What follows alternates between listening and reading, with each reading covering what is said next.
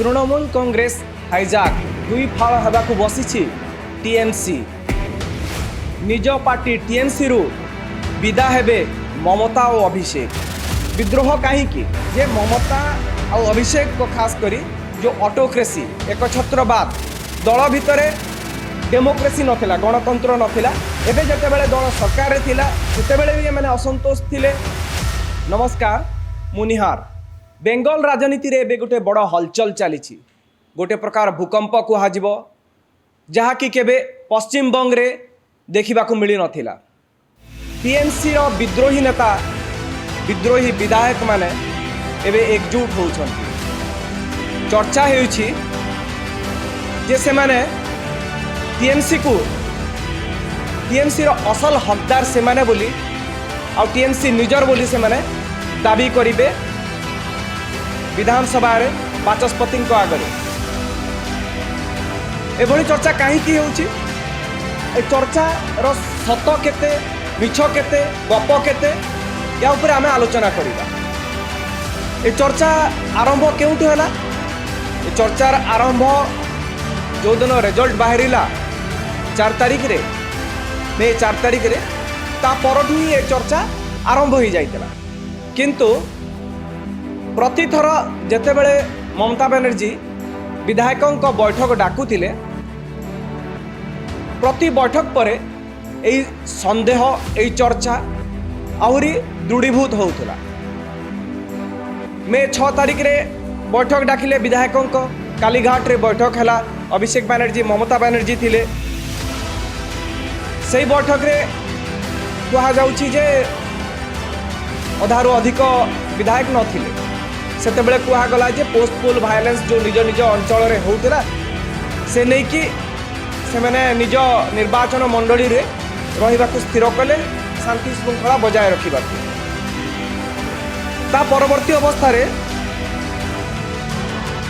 एबे रिसेंटली मे 20 तारिख रे गोटे बैठक हला अर्जेंट मीटिंग ममता डकेले आउ कहा जाउछि अपराह्न 3टार समय धार्य करागला। किंतु यही अर्जेंट मीटिंग रे अपराह्न सुधा दिन गोटाए 2टा सुधा मध्य 20 रु अधिक विधायक आसिले जहाँ फल ए मीटिंग को कैंसिल करने को पड़ा। एटा गोटे इंसिडेंट आ गोटे इंसिडेंट देखंतु जे जेतेबेले शोभनदेव चट्टोपाध्याय बा चैटर्जी यांको विरोधी दल नेता भावे गोटे 70 जन विधायकों दस्तखत संबलित दस्तावेज बा डॉक्यूमेंट्स जेतेबेले विधानसभा रे सबमिट करागला या परे परे तुरंत किछि टीएमसी विधायक ही आसिकी अभियोग कले जे एई दस्तखत जो एई डॉक्यूमेंट रे अछि सेटा तांकर नुह एई डॉक्यूमेंट एई दस्तखत सिग्नेचर किए फर्ज करिछि किए जाल दस्तखत व्यवहार करिछि जालियाती करिछि किए। तापरे असेंबली सेक्रेटरी को निकट रे ये अभियोग हेबा परे एफआईआर दिया गला। सीआईडी यार तदंत आरंभ करिछि। सीआईडी एसआईटी गठन करिछि 5 जन वरिष्ठ पुलिस अधिकारी को लेकिन अभिषेक बनर्जी को समन करा जाइछि। ता सहित जो माने अभियोगकारी अछंती सेमानकु मध्य नोटिस करिकि पचरा उचरा करूछि। 2टा अलग अलग इंसिडेंट ता परे परे एथिरे आपण माने जानिथिबे जे नयना बनर्जी कुणाल घोष चंद्रनाथ सिन्हा बहरुल इस्लाम ए सबु व्यक्ति माने अभियोग करिथिबा कहा जाउछि। नयना बनर्जी सीधा सड़क एने की असेंबली सेक्रेटरी को कहिथिले कहीं कहा जाउछि जे टीएमसी रो विदा हेबे ममता किंबा असल टीएमसी एबे कहा पाखरे अछि ममता अभिषेक से टीएमसी रे अछंती तो एई भली प्रश्न एइथि पई उठुछि जे तृणमूल कांग्रेस रो सस्पेंडेड नेता मुखपात्र थिले रिजु दत्ता से गोटे चांचल्यकर बयान देइछंती लाइव टेलीविजन रे एक कथा से कहिछंती जे टीएमसी महाराष्ट्र रे जेमती शिवसेना और एनसीपी दुई खंड हो गला आउ असल शिवसेना लोगो आउ नाटा जो माने जो गोष्ठी विद्रोह करथिले सेमानक पाखर रहिला जहाँकि एकनाथ शिंदे से घटना समस्त को मन अच्छी। एकनाथ शिंदे शिवसेना को विभाग करदेले आउ जाइकी बीजेपी सहित मिसिकी सरकार गठन कले मुख्यमंत्री हेले। एकनाथ शिंदे पाखरे शिवसेना रो ना आउ असल लोगो रहिला। से भली जेतेबेले शरद पवार को सहित अजित पवार को मतांतर हैला दलरू गोटे गोष्ठी को लेकिन से बाहरी गले सेतेबेले मध्य एनसीपी विभाग है आउ से अजित पवार आसिकी सरकार रे सामिल होते जो एकनाथ शिंदे आउ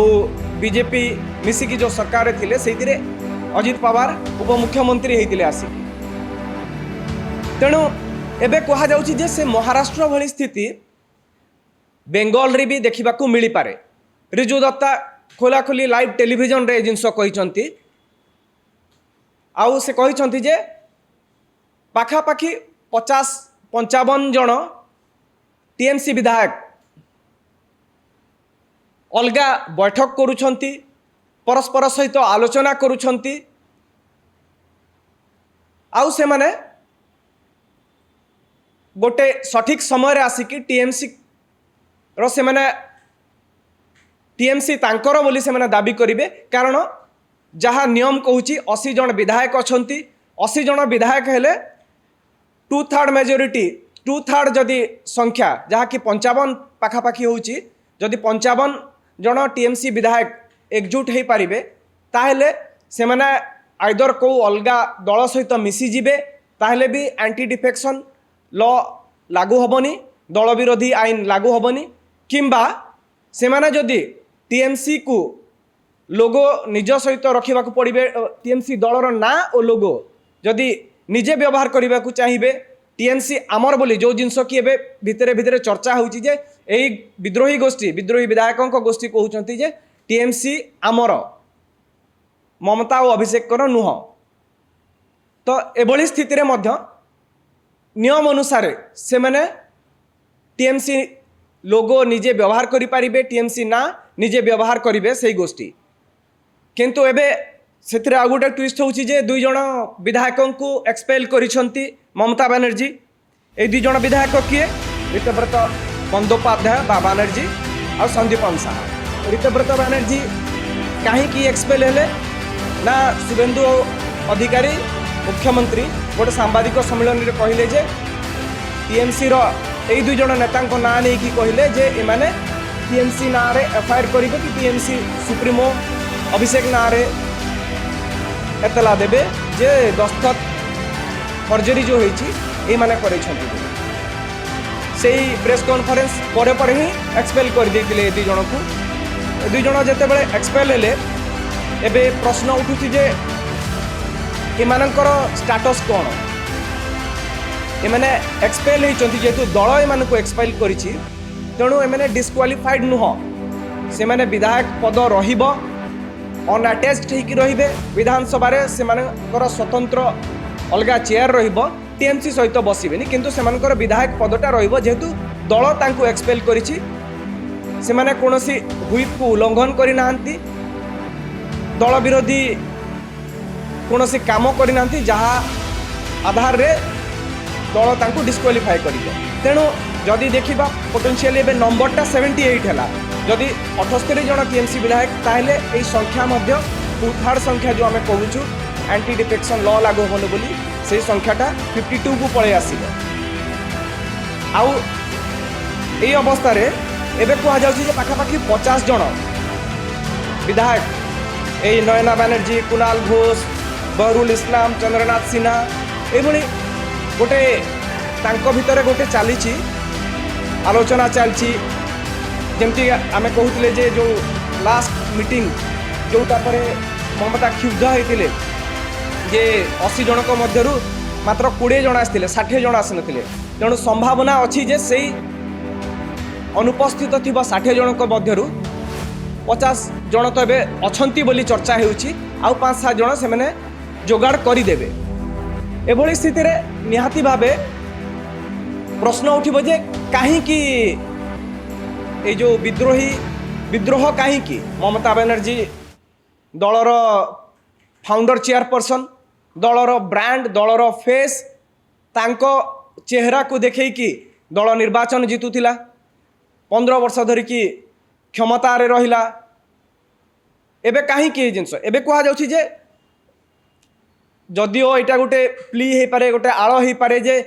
टीएमसी रे विभाजन सृष्टि करने को जे कहा जाउछि जो शोभनदेव चैटर्जी को जहाँ लीडर ऑफ अपोजिशन विरोधी दल नेता भावे